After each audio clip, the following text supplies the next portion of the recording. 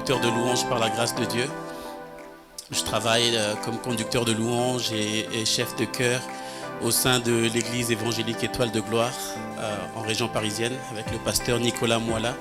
Et j'y conduis le département musique, mais j'ai également d'autres casquettes dans la modération, la prédication, le suivi des arts.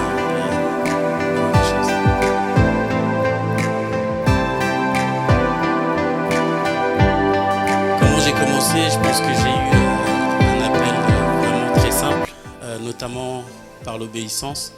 En fait, juste pour la petite histoire, mon assemblée, donc mon église, est née dans le salon chez moi, avec mon père qui en est le pasteur visionnaire et pasteur responsable. Et donc on a commencé juste dans le salon, les parents, les enfants. Et à l'époque, il n'y avait pas de structure, pas de chorale. Et l'exercice était que on avait un chant et chaque personne devait à son tour entonner le chant. Et puis mon tour est arrivé, je l'ai fait. Et par la grâce de Dieu, depuis, quelque chose s'est révélé, quelque chose s'est manifesté. Donc j'ai commencé à chanter juste par obéissance, parce que mon père m'a dit chante. Et j'ai chanté. Et depuis, la main de Dieu a commencé à se manifester. Et c'est plus tard que nous avons commencé à voir les signes de l'appel de Dieu. Et également, plus tard que le Seigneur a commencé à me donner des visions et des messages plus clairs sur cet appel.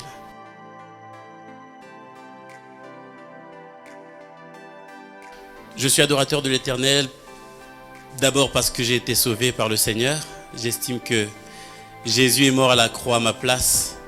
Il est naturel et logique que moi je vive pour lui. Et au-delà de ça, c'est parce que j'ai vécu la main de Dieu, la grâce de Dieu, l'amour de Dieu au quotidien. Et parce qu'il m'a adressé cet appel.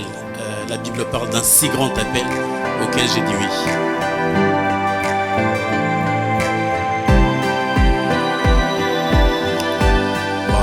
Expérience avec le Saint-Esprit, pour donner une réponse claire et précise et pas trop longue. La réponse qui me monte à cœur, c'est vraiment la nouvelle naissance, la régénération de la pensée. Selon la Bible qui nous dit « Ne vous conformez pas au siècle présent ». Et cette régénération ne consiste pas seulement à ne pas pécher, mais c'est aussi que notre façon de voir les choses est modulée et changée et adaptée au Seigneur. Que ce soit dans la vie de tous les jours ou dans le ministère, dans l'église. L'expérience, c'est aussi que lorsque vous conduisez un culte ou lorsque vous chantez, lorsque vous attendez vraiment au Seigneur et que vous attendez vraiment à lui et rien qu'à lui, il a cette capacité de pouvoir vous surprendre d'une manière extraordinaire.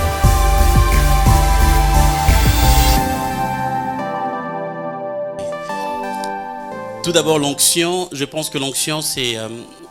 on peut le définir comme la puissance de Dieu ou une capacité particulière, une influence du Saint-Esprit sur l'homme. On peut aussi l'avoir comme un revêtement particulier que Dieu donne à une personne, soit pour le conduire dans la vie de tous les jours ou pour une mission précise. Je pense que c'est Ésaïe 11, verset 2 qui nous parle de différentes influences de l'onction sur la personne, sur l'homme. Mais aussi ça peut être sur une mission précise, comme Jésus qui dit « L'Esprit du Seigneur est sur moi, il m'a oint pour une mission particulière ». Ceci étant, l'onction donc est une chose qui nous est nécessaire pour le service, dans l'adoration, dans la louange, parce que nous conduisons ces choses par le Saint-Esprit. Okay? De l'autre côté, l'émotion est on peut dire c'est peut-être une réaction de notre chair entre guillemets ou de notre esprit, de notre âme, une réaction qui n'est pas forcément spirituelle, okay, qui est au niveau de l'homme. Maintenant, l'onction peut influer sur l'émotion d'une personne, parce que je crois que c'est Job qui dit Dieu est grand et sa grandeur nous échappe. L'homme est petit, l'homme a trois parties, le corps, l'esprit et l'âme.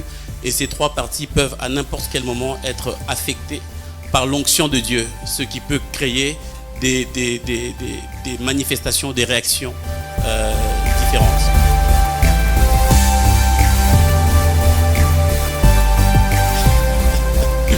Les raisons qui nous empêchent de rentrer, la première des choses, c'est que on ne peut pas remanger ce qu'on a vomi.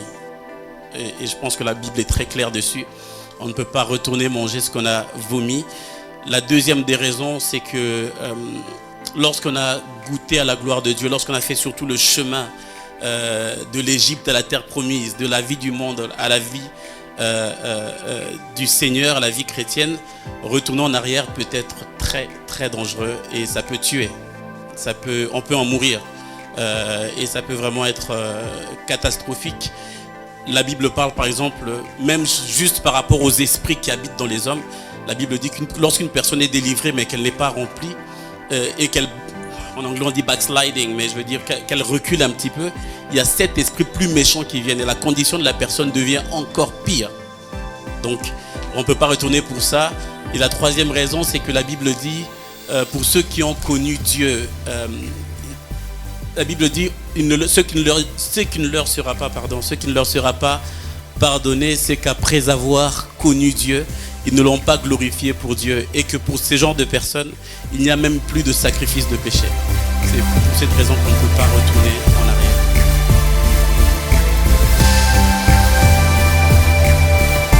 Mon message personnel, je peux le donner en 2 parties. La première partie, c'est simplement que Dieu nous a tant aimés qu'il a donné Jésus pour mourir pour nous. La mauvaise nouvelle, c'est qu'on ne peut pas entrer au ciel avec nos péchés. La bonne nouvelle, c'est que Jésus est mort pour nous et a porté nos fautes et que nous devons croire en lui pour être sauvés. Et la deuxième partie de mon message, c'est juste pour dire à toute personne qui nous suit, fais quelque chose pour Dieu. Dieu vient à l'homme et cherche le fruit, le talent que tu peux avoir. Peu importe ce que tu sais faire, ce que tu peux faire, fais-le pour Dieu et porte beaucoup de fruits.